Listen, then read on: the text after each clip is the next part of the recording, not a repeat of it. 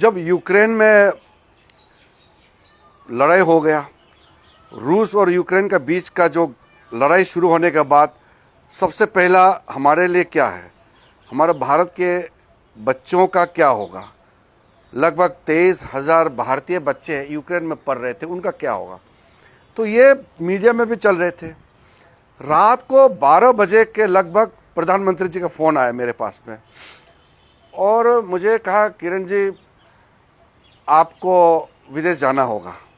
कहा कि यूक्रेन से बच्चों को निकालने का जो हमारा प्रयास है उसको हाईएस्ट लेवल तक ले जाना है। यूक्रेन के ऊपर में कोई फ़्लाइट नहीं जा सकते, तो सर आप बच्चों को नेबरिंग कंट्रीज़ जो पड़ोसी देश हैं वहाँ ले जा रहे थे।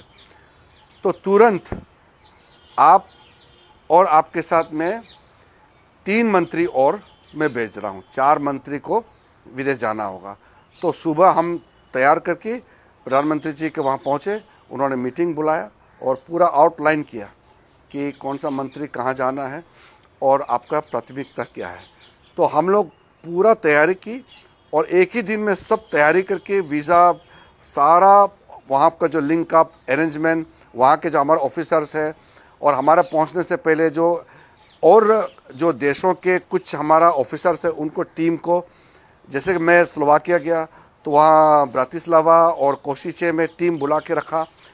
कई एनजीओ से सबको संपर्क कर चुके, यानी कि मंत्री को तो भेजे, साथ साथ प्रधानमंत्री जी ने ये भी सुनिश्चित किया कि बाकी टीम भी रेडी हो जाए। इसलिए हज़ारों के संख्या में जो बच्चों को हमने वहाँ से लाए, ये उस देश में जो वहाँ के अधिकारी हैं, वहाँ के मंत्री हैं, वो खुद बताते थे कि इतना बड़ा ऑपरेशन सिर्फ भारत देश ने किया है। इतना माइन्यूट डिटेल में कोई और नेता सोच भी नहीं सकते हैं, कर भी नहीं सकते हैं, ये तो मैं दावे के साथ कह सकता हूँ।